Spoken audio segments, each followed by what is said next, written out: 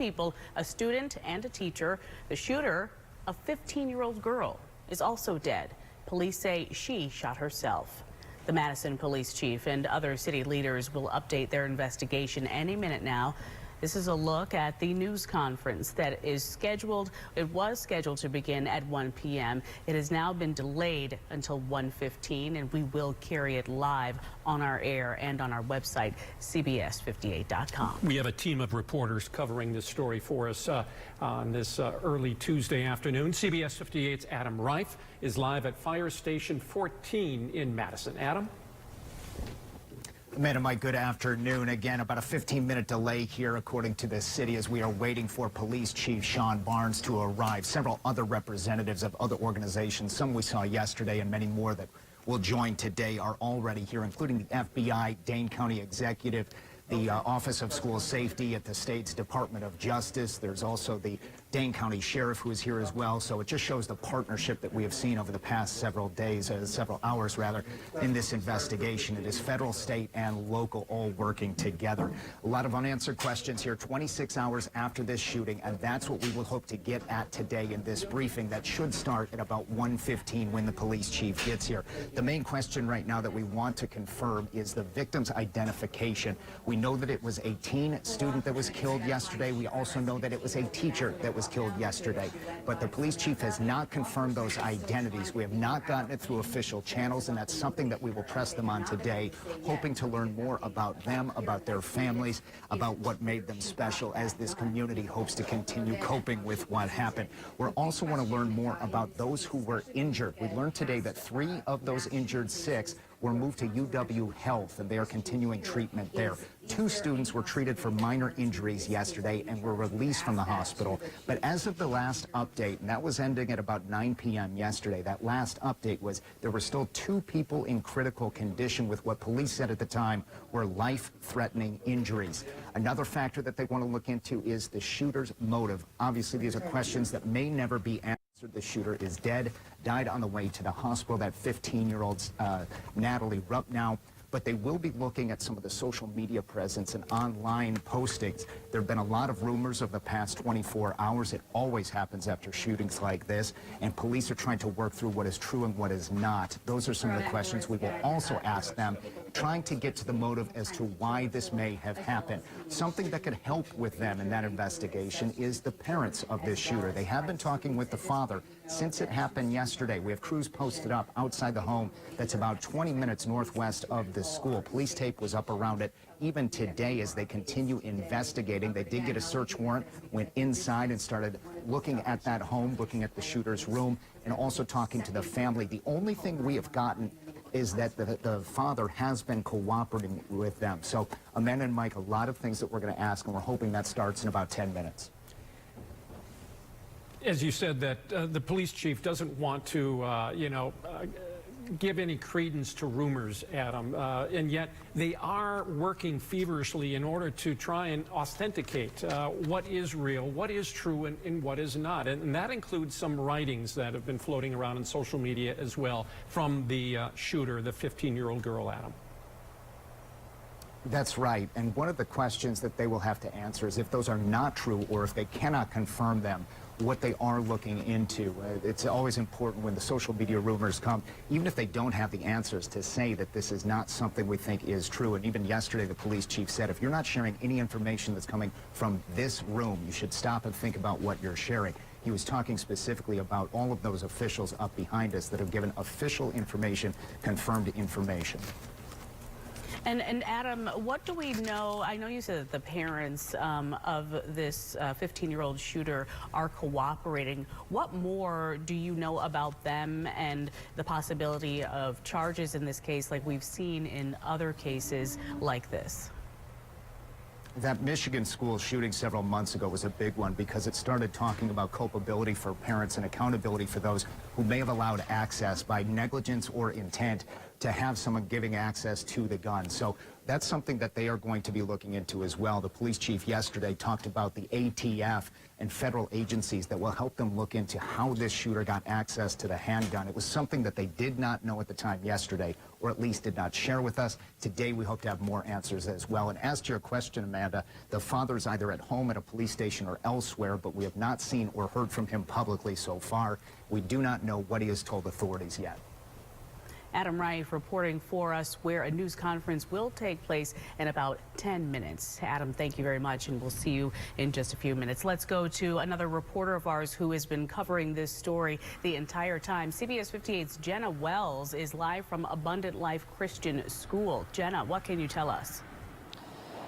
That's right, Amanda. Yes, I'm just outside the school where there's been a large media presence all morning. And as you can imagine, all night last night, all day yesterday, this road was blocked off yesterday for several hours as police continued their investigation here off of Buckeye Road at Abundant Life Christian School. You can see behind me, though, there's some media there, but there's also yellow tape that is still all the way around that private property. I recently saw some police entering and exiting under that yellow tape. So that just shows this is still a very fluid and ongoing investigation. Of course, as we know, a 15-year-old student shot several people yesterday, killing a teacher, another student, and herself. We also know 6 students and 2 teachers are currently receiving treatment, or rather 6 students, 1 teacher are currently receiving treatment. 2 students we know are in life-threatening condition. So we're hoping to learn more about those victims and about what happened.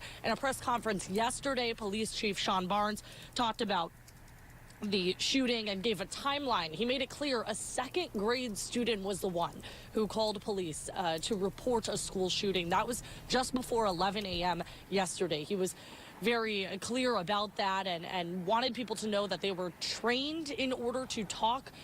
His dispatchers were trained to talk to this 2nd grader and understand what was happening. As I mentioned, the victims' identities have not been released, but we do know that UW Health is caring for 3 patients from the shooting, and we're hoping to learn more. I've also been in contact with some alumni from the school who are trying to get together and organize some things like meal trains and donations for these students. I'm hoping to get in contact with them later today. I'll send it back to you guys at the desk. Yeah, it's been 16 hours since we last received the condition reports on those who survived the shooting. Hopefully we'll be getting some better news coming up in about 10 minutes or so. Again, the news conference involving Madison police following yesterday's school shooting is expected to start at 1:15 this afternoon, about 8 minutes from now. Once that starts, we will bring it to you live. And we know that 3 people, including the shooter, are dead, as we have told you, but we are still waiting for more details. CBS 58's Catherine Merck is live in Madison after speaking with a faith leader who interacted with people at the center of this devastating event. Catherine. Mike and Amanda, I want you to take a look behind me. This is a memorial that has been placed in honor of the victims of yesterday's shooting. I'm seeing candles and flowers here, and it has been up since I was here last night. We know very little about the victims from yesterday's shooting as of right now. The latest updates we have from police, we know that one of the people who died was a teacher at the school and another was a student. We also know that at least 6 were injured and 2 people were in critical condition. 3 of those injured were transported to UW Health in Madison, while others were taken to SSM Health, known as St. Mary's Hospital here. Yesterday, those who knew families inside of the school went to a reunification site at an SSM Health location not far away from here. One of those people was a pastor at Black Hawk Church in Middleton, and that church also held a vigil last night honoring the people who died and were injured. He said he interacted with parents, students, and first responders who were part of his own church's congregation, and they were shaken by yesterday's events. And then as I walked in the door, you know, immediately we're connecting with families who see me, and your heart's just breaking for them as you know what their students have gone through. Last night's vigil was around 200 people at that church, and then there's one planned for tonight that was already previously on the schedule called Blue Christmas. He said him and other faith leaders in this community are welcoming Christians to come together and pray for those who have died or are injured as a result of this shooting. As we've been continuing to update you, we expect to learn more information about some of these victims later at today's news conference. Mike and Amanda.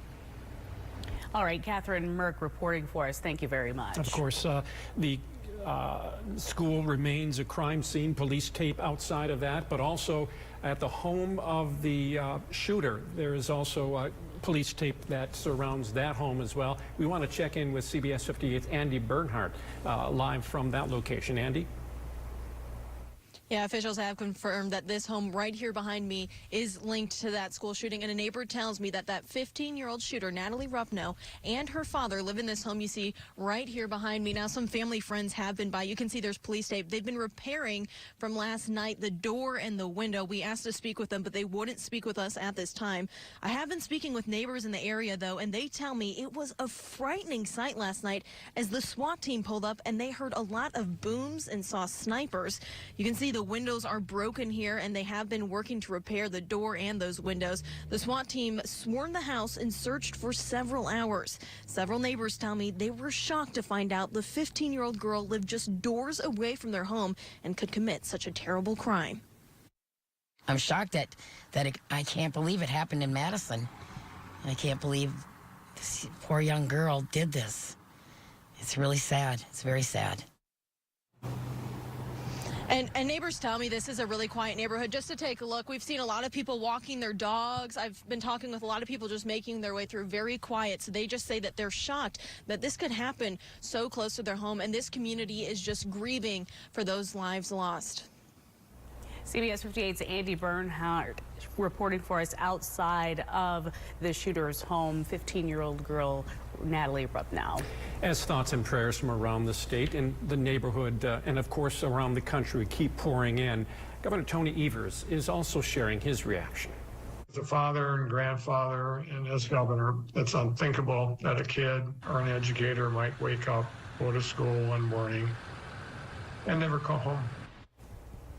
The governor is also ordering flags to be flown at half staff until the sun sets on Sunday. President Joe Biden also commenting on the shooting, saying in part that it's unacceptable that we can't protect our children from gun violence. He also went on to say that we can't accept these shootings as being normal in our society. And that was the message from city and county leaders of Madison and Dane County yesterday when they did their joint news conference. They said, you know, this should not be normal. We have to do something about this. But yesterday wasn't the time to really go down that road. They wanted to focus on what happened at the school, the families that were affected, and healing within the community. But it's definitely something that they addressed yesterday briefly and will most likely address in the future.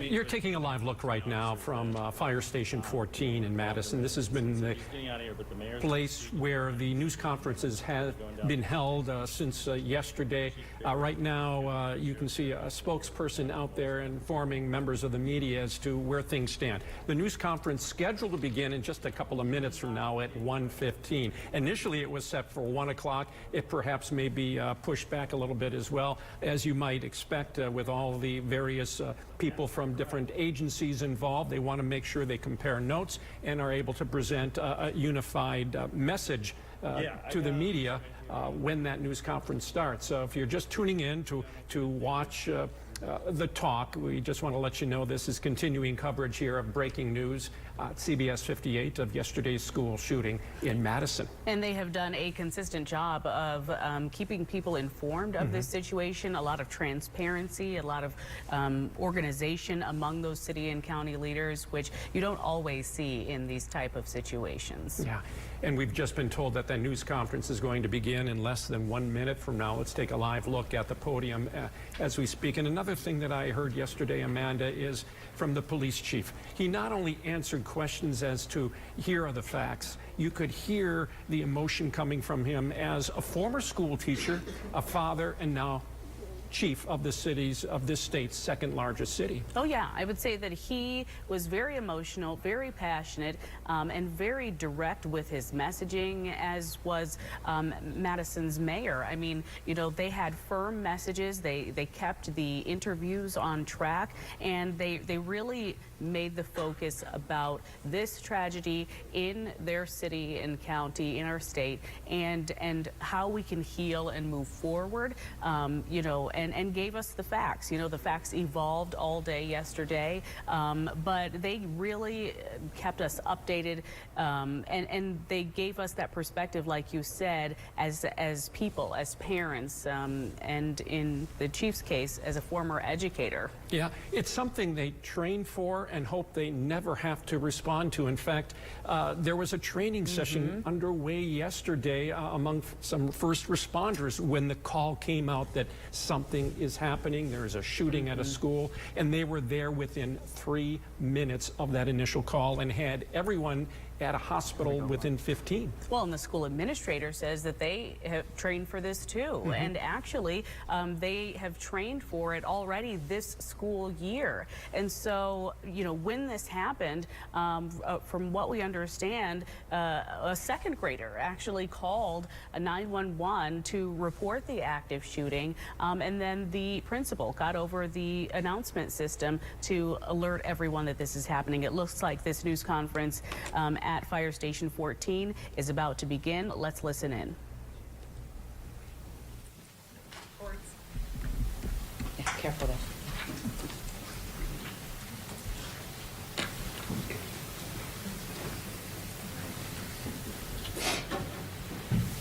Good afternoon, everyone.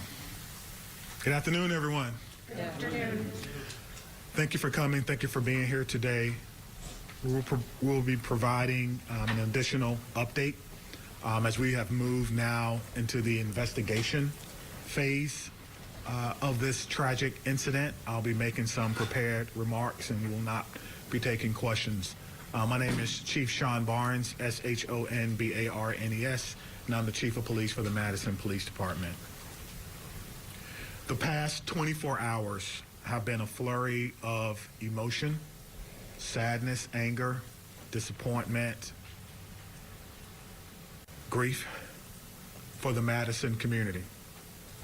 We were brought together by a tragedy, and today 3 families woke up this morning to a world without a loved one. And that can never be outdone. In the midst of this tragedy, our community has come together in an incredible demonstration of support from Madison and indeed the state of Wisconsin and our nation. I cannot express enough gratitude to the many emergency response agencies who provided direct support to the Madison Police Department.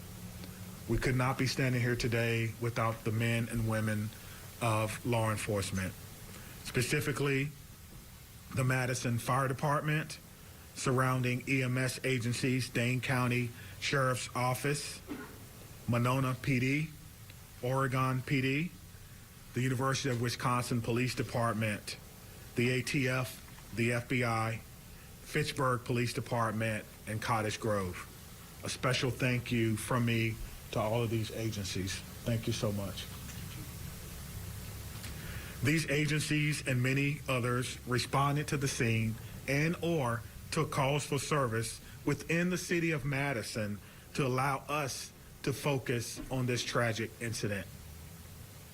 Student reunification with their loved ones could not have happened as swiftly as it did without the assistance of SSM Health Dean Medical Clinic, as well as the Quick Trip. Additionally, many people worked well into the night and supported local restaurants and community who came together and provided food and other logistical support for our team. Yesterday, we came together as one team, as one Madison, as one country, and we should feel incredibly proud about our response. I'll be providing some updates at this time, but before I do that, I'd like to provide an important clarification. Yesterday, after looking at the computer-aided dispatch system, it seems as if a call came from a second grader. It actually read the call came from a second grade teacher. That was a mistake. That's my responsibility, and I apologize, and I clarify that today. It did not come from a second grader. It read second grade teacher. I will also be providing several investigative updates from the 8 p.m. briefing from last night. The Madison Police Department is committed to transparency and will continue to release information that can be used to improve public safety. This must be balanced against our commitment to the victims of this horrific crime and the need to do a thorough and complete investigation. As a result, I recognize many of you may have questions that I cannot answer at this time. I ask for you to keep the victims in your mind and respect their right to a thorough investigation. I also will not be taking questions at the conclusion of this press conference, but your pre-submitted questions serve as the basis for updates that we're providing for you this afternoon. If your question is not answered, it is due to an ongoing investigation. Okay. We know a document has been widely shared on social media. At this time, we cannot verify its authenticity. We have detectives working today to determine where this document originated and who actually shared it online. At this time, we cannot verify the document. We ask that you not share the document or spread any information that may be false. Our department will provide an update on this document when we can. There are always signs of a school shooting before it occurred. Some of you have reached out about Rupnow's social media activity prior to yesterday's shooting. We're looking into her online activity. We're asking anyone who knew her or who may have insights into her feelings leading up to yesterday to please contact the Madison area Crime Stoppers. Again, anyone who may have known her or knew what she was feeling or going through at that time, please direct those inquiries to Madison area Crime Stoppers. That number is 608-266-6014 or at P3 Tips. P3 Tips.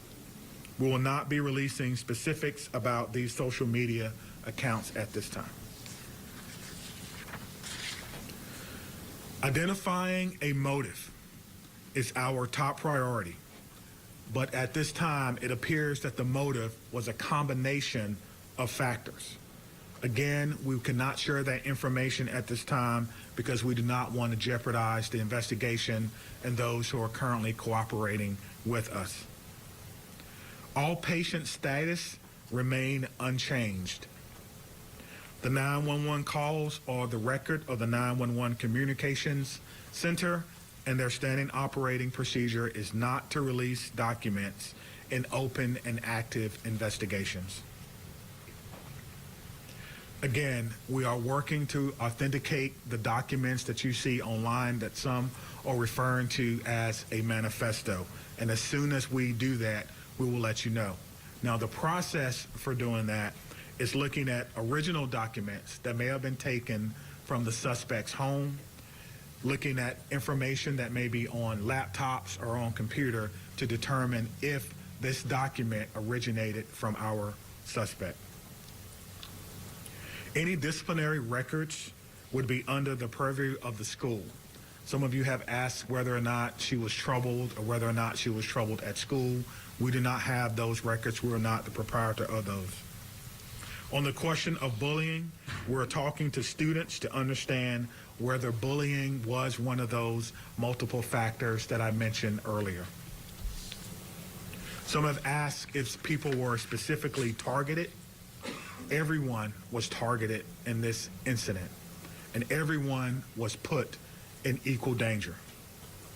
Today, numerous MMSD schools were targeted by false threats, often known as swatting. We're working closely with the Madison Metropolitan School District to determine where these originated and to investigate this call. We do not believe that there are any current threats to any Madison area schools and will continue to investigate these calls and any threats of violence as they come in. Let me be clear on this point. Making false threats is a crime, and we are working with the district attorneys to prosecute these crimes as information is gathered. And if we have to do that, we certainly will. I encourage all parents, all family members to talk to your loved ones about this. We will determine where they originated. We'll use federal partners if we have to and levy those charges as well. As we continue to investigate what happened yesterday, we're keeping the victims and their families in the front of our minds. We want to thank the countless people and organizations who've reached out to support them, as well as the Dane County Victim Witness Unit and the Dane County Emergency Management, who provided direct support to the families. To the Abundant Life Christian Academy, this is a hurting and haunting situation, and the many survivors will need our continued support, and we pledge to give them that in the days, months, and even years ahead. As a community, we must not allow violence or any act of violence to define us. We refuse to allow hate or destruction to win in this city, but rather we will honor our survivors, our victims through love, support, and the Madison way. Please continue to take care of yourself and take care of each other. At this time, we have several officers who are working today, who was working yesterday. They were given the opportunity to stay home on what we commonly refer to as an administrative day. They were offered peer support, emergency assistance program through our city. But those officers chose to come to work today and serve their community.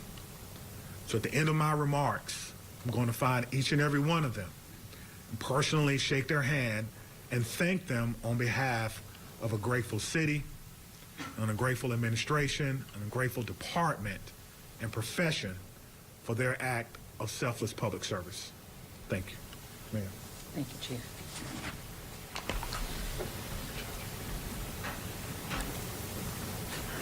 I want to start where the Chief ended, which is just asking everyone in this room and within the sound of my voice to take a minute.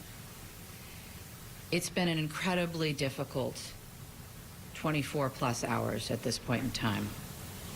We're all human, including each and every one of you in the media who is covering this really tragic event. Please remember that you're human and take care of yourselves. We all need to do that. Drink water. Take a moment. Access whatever mental health resources you need. Because that's our job now, is to take care of ourselves so we can take care of each other and our community.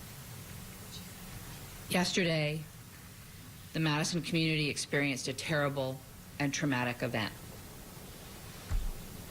If there's any positive in it, it's that the educators at Abundant Life, our local law enforcement and first responders, and our community partners were prepared to respond.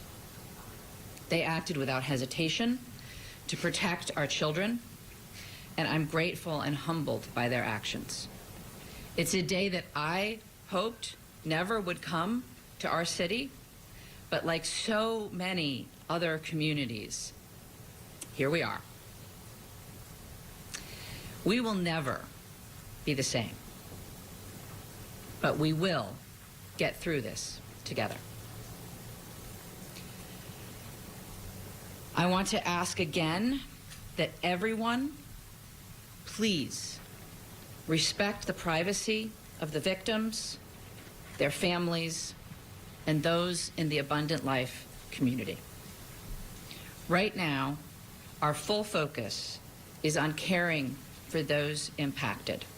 First and foremost, the victims and their families, the Abundant Life students and educators, our first responders, the students and educators across the city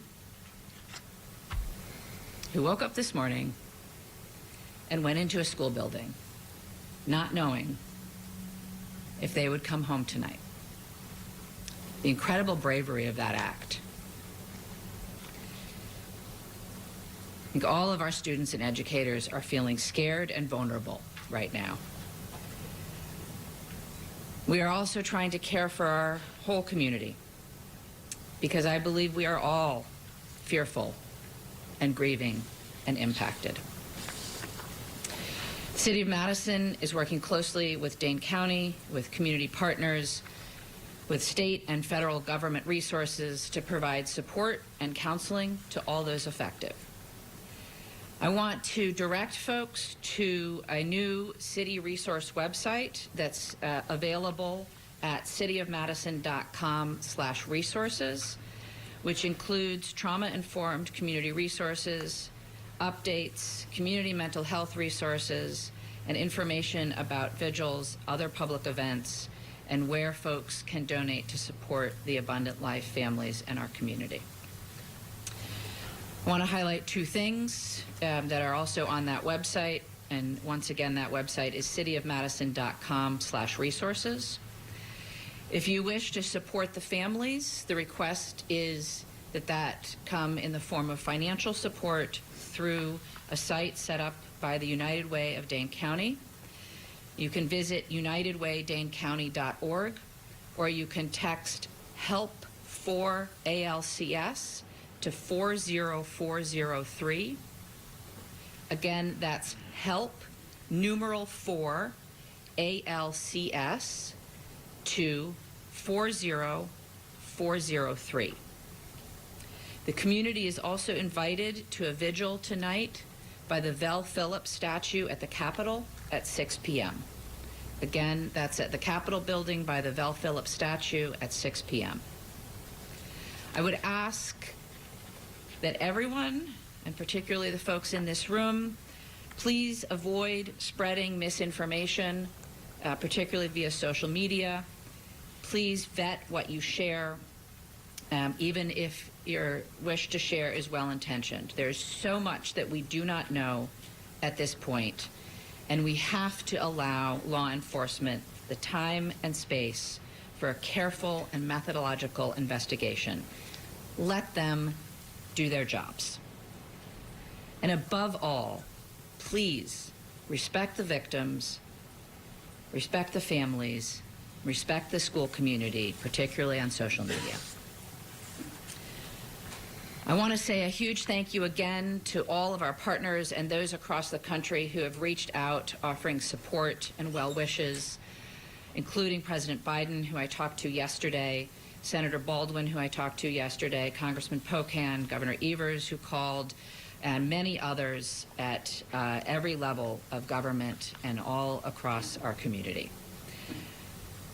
I want to thank most particularly our first responders and everyone who mobilized yesterday to help, and certainly Madison Police Department and the many law enforcement agencies that were mobilized, the Madison Fire Department, the Sheriff, the State Patrol, the FBI, the ATF. I want to thank our hospitals that cared for the victims and the medical staff there. I want to thank Dane County, in particular, Emergency Management and the Victim Services Unit. They have been incredible. I want to thank SSM Health and the Dean Clinic. They, without hesitation, made their facility available to us. They canceled all appointments. They rearranged the facility. They put their staff at our disposal to make sure that the Abundant Life families could be reunited with their students. I couldn't be more grateful to them. I want to thank the United Way, both for setting up the donation site and for mobilizing resources across our community. I want to thank the Red Cross and the Salvation Army the religious leaders who came to their unification site yesterday from across our community, and all of the community organizations and businesses that donated food and resources to the families and are still now offering support for our community. There are so many people who have offered support, resources, help, and well wishes, and we are grateful to every single one of them. I want to end where I started, which is centering our collective humanity. We all have to take care of ourselves so that we can take care of each other and our community.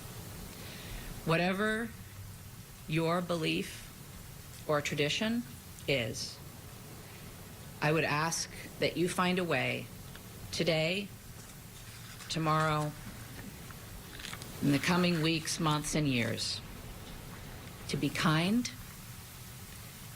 to give grace, and to find ways, big or small, to help make our community a safer place for all of our children.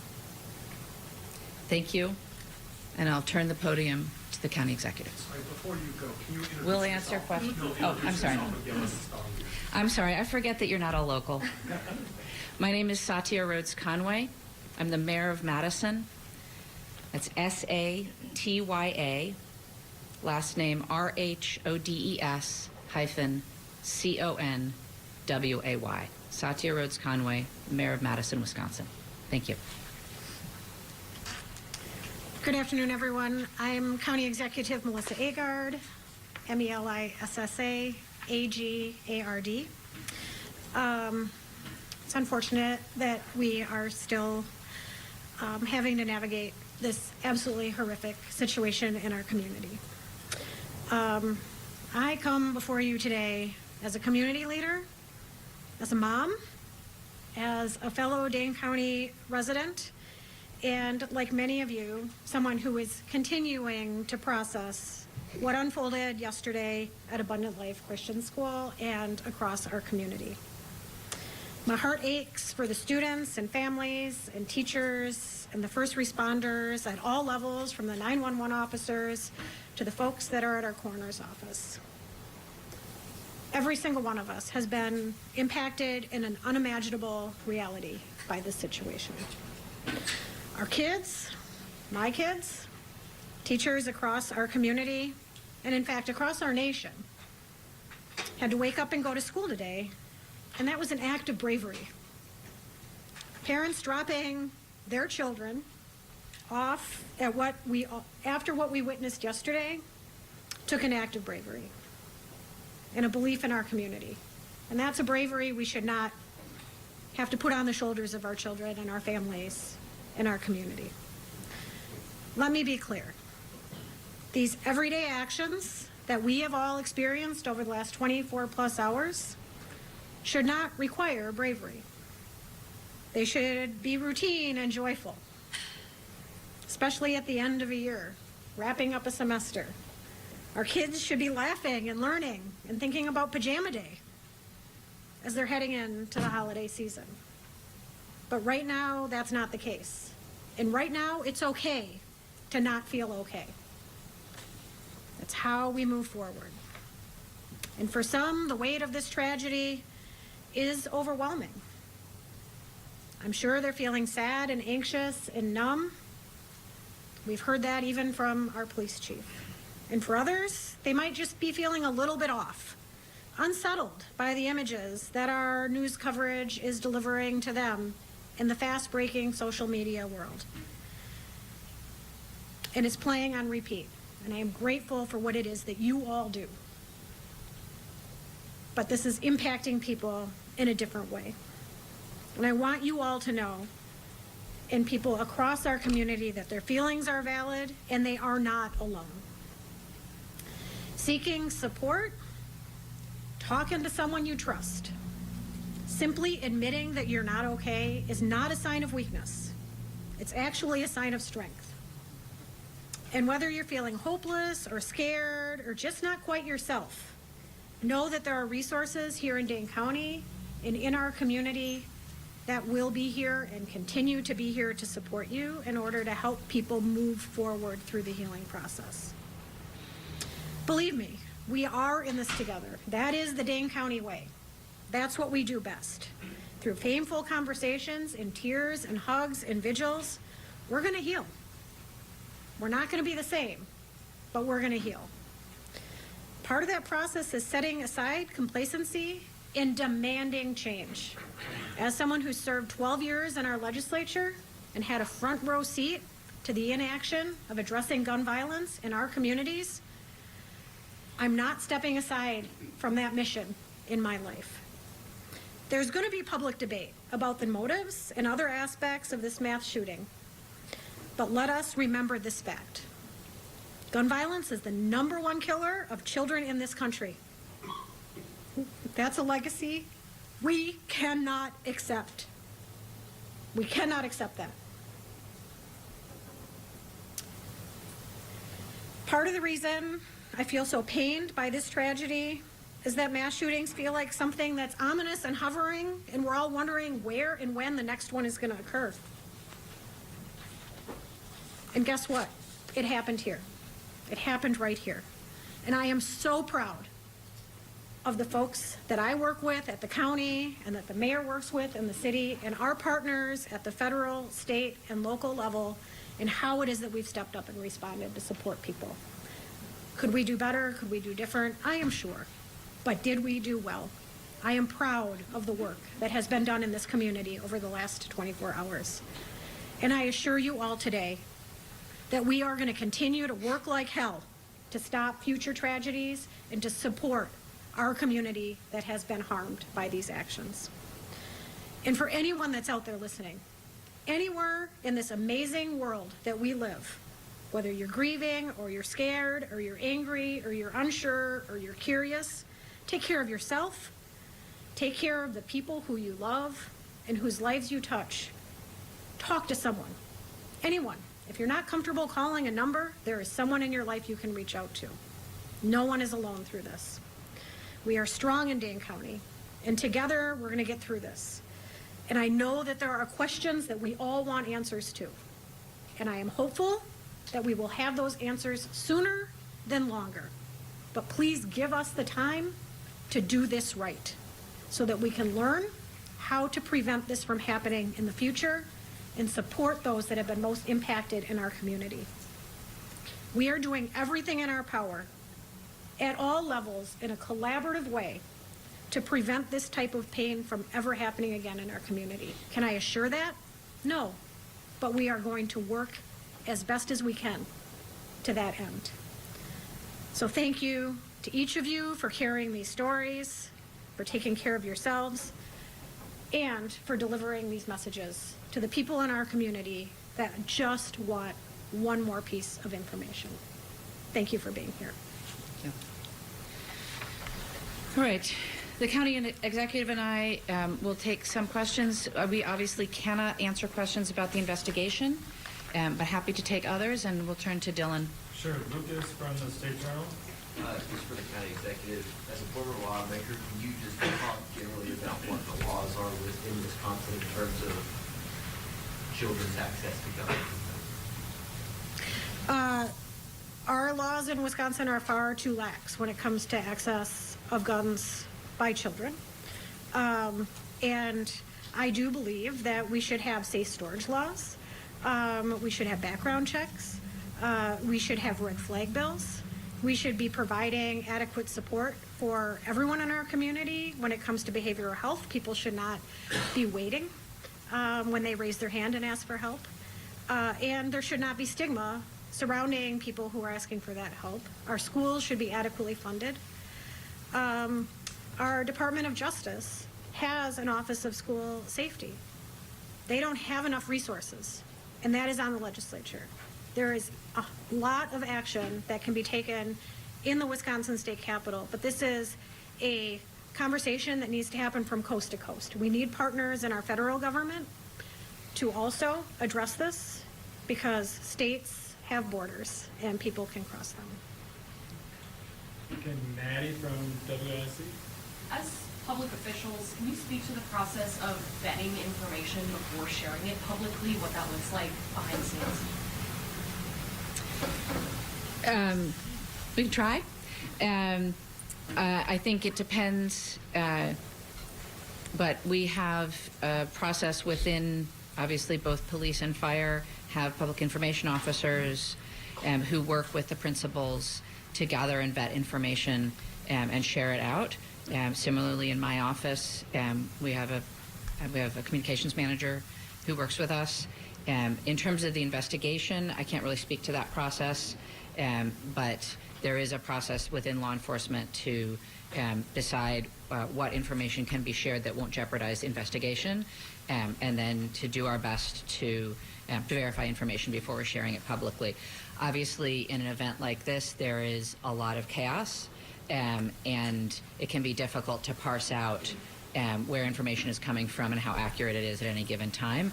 And so in a developing scene, sometimes we will share information that's not 100% correct. But as you've seen already, the chief comes back and tries to give out the best information we can and correct any mistakes. Scott, do you have anything? Do either of you believe that there ought to be charges brought against the parents or anyone else involved in this incident? Don't know. I think it's far too early to comment on that. As the investigation proceeds, I think law enforcement will take the steps necessary, but we don't know nearly enough yet. Cody, do you have a question? Okay, Madison? Seeing as Police Chief Sean Barnes is not here, maybe somebody else who is here with law enforcement can speak to this. He mentioned yesterday that the family or the father seems to be cooperating. If you drive past the house that they were searching, it doesn't look like the home of somebody who was cooperating. So maybe can you explain to an untrained eye the state and the condition of the home and the manner in which it is in at the moment? Is there anyone here that can speak to that?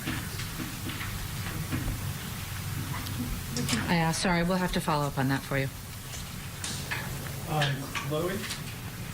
Again, I'm not sure if anyone is able to speak to this, but I know Chief Barnes kind of briefly mentioned that students are talking about that the suspect is, talking or was bullied. Is there anyone that can speak to that right now? Students are coming forward at this time and sharing what they saw and heard in school yesterday or in their relationship with the student.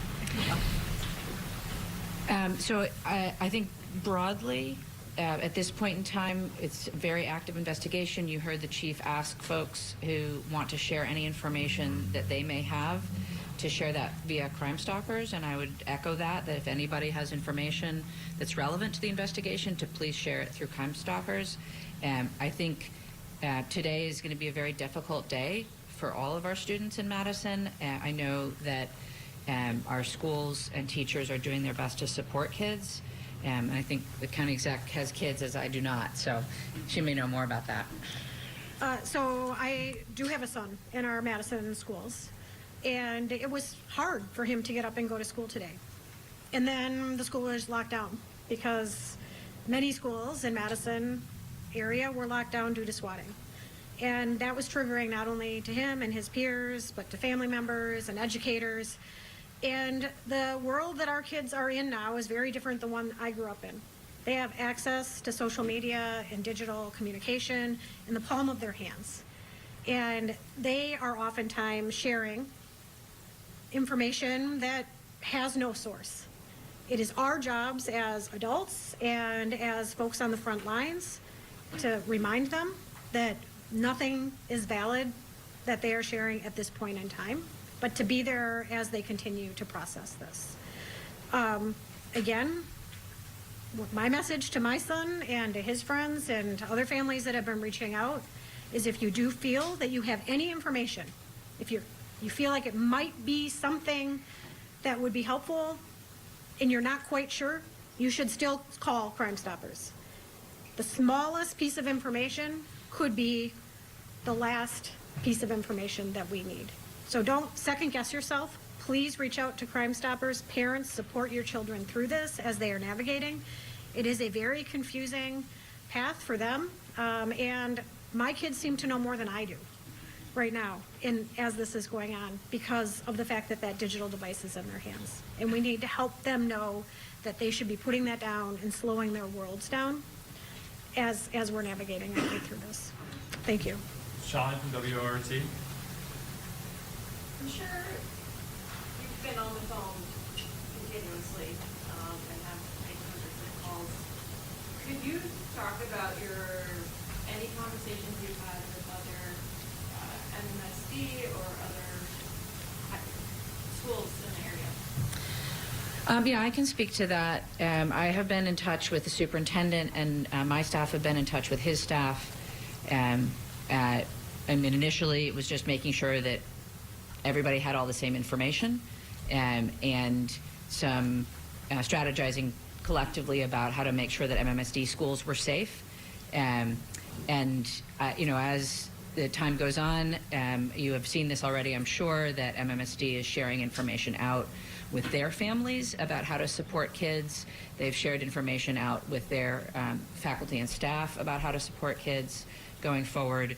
That is something that we will continue to talk about, is how we can support, again, the students who I'm sure are confused, afraid, worried, the parents feeling the same, and of course our educators. That is part of the work going forward.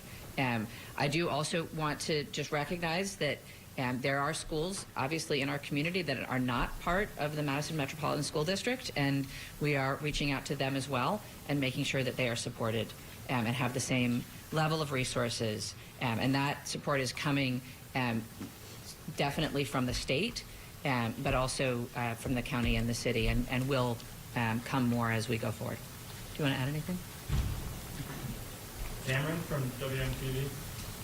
Yesterday, when you guys briefed us, you told us that staff and students immediately left the building, something about the cars, something about cooks, all those things. So could you guys tell us what the status of the building is, and if there is a timeline in place for people to return back? I don't have all of those details, but what I can tell you is that yesterday there was a process of folks leaving the building, and then obviously being reunited with their families. The building is a crime scene and will be under investigation for some time to come now. But obviously the police department will work with the school and the leadership at the school to do what they can to make sure that people have access to things that they need. All right. James from WISN. Yeah, my question's for law enforcement and or DOJ. Yesterday it was said, and I want to quote this, there are almost always observable behaviors before something like this happens. And I see Chair's nodding her head. Can you share what observable behaviors specifically we see as this investigation unfolds from the suspect in this case? So I think, again... I want to address, because we did receive your question. I'm going to get in front of the microphones. As we mentioned earlier, any questions we can answer about the investigation, we answered in our updates, so we cannot take any more follow-up questions about the investigation. Are the observable behaviors in the social media accounts? That was not something that I see. So again, it's an ongoing investigation. MPD will share information that they can as they can, but we're not able to speak to the investigation at this point in time. All right, Anna from WPR. Can you speak to the decision to keep MMSD and other Dane County school districts open today, and whether there's a change in light of that folks follow them? We don't have anyone from the school district here. Yeah. Sorry. Sorry, it's a question for the school district. I can tell you that there are many families that chose not to send their children to school today. It didn't feel like a day that they could go to school and learn. That was a highly personal decision that individual families made. I honor local control. I honor our local governments and our school boards and our superintendents, and they are navigating this best as they can for their communities. All right, David from the Journal Sentinel. Hey, implication question.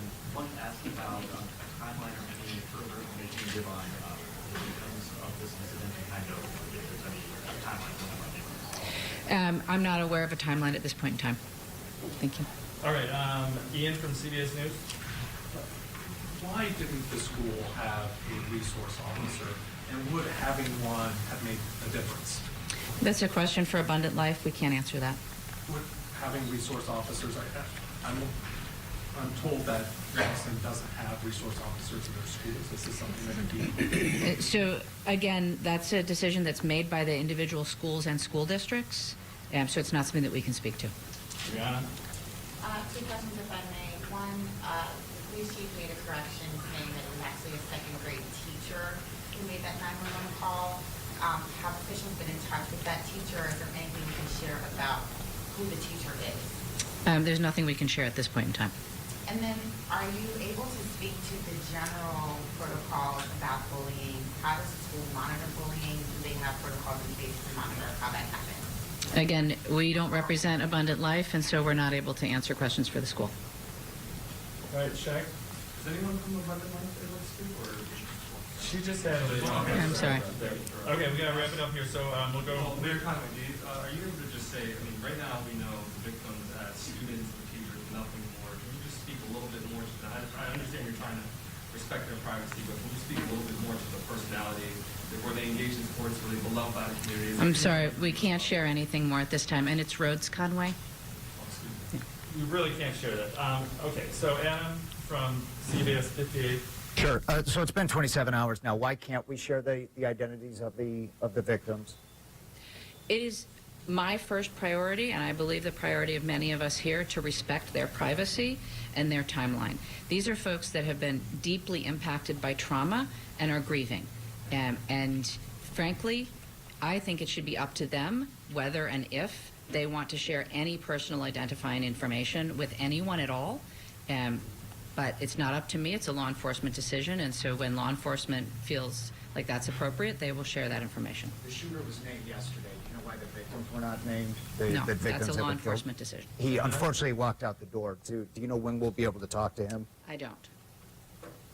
Adding off that question, I mean, we've been sitting here for the last 27 hours, as Adam mentioned. Why would you guys not have the proper people in place to answer some of these questions?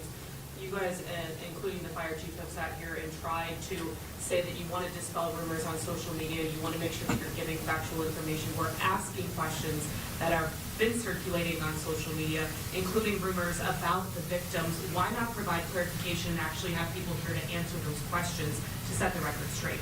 I don't know how many times I can say this. We will share good, factual information when we can. None of you is obliged to stay here. You're free to leave. You don't have to be sitting in this room if you don't want to. We will share information when we can. It's very important that that information be as factual as possible. All right, I'm going to say this and then we're done. It is absolutely none of y'all's business who was harmed in this incident. Please have some human decency and respect for the people who lost loved ones or were injured themselves or whose children were injured. Just have some human decency, folks. Leave them alone. Let them grieve. Let them recover. Let them heal. Don't feed off their pain. We'll share what we can when we can, and not before that. Thank you. Is there another briefing schedule? There is not. Thank you. Madison leaders providing an update on yesterday's school shooting, including the police chief calling it a hurting and haunting incident for the Abundant Life School community. Chief Sean Barnes offering some new information, Amanda. He says the status of those injured in the mass shooting remains unchanged, including the 2 people who were listed in critical condition yesterday. Again, that remains unchanged. And what they're encouraging the public to do is come forward in several ways, including the Madison area Crime Stoppers, to report, well, specifically anything that they know about the shooter and Natalie Rupnow, and or any of the time frame in which she carried out this shooting and what she was going through, and anything else related to this investigation. They want people to call the anonymous tip line or use the P3 Tips app. Chief Barnes not ready to release a motive. However, he did say it was a combination of factors, right? And of course, he also referenced the so-called manifesto, some writings that have been circulating on social media. And he says they cannot verify the authenticity of any document that was on social media.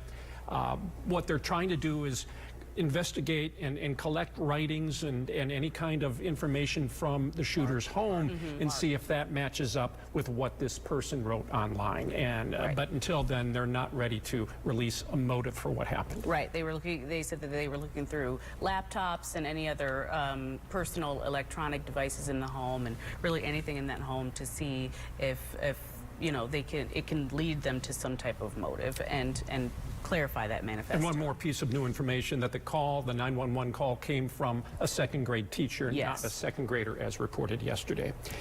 You've been watching live coverage of the update on the school shooting from Madison.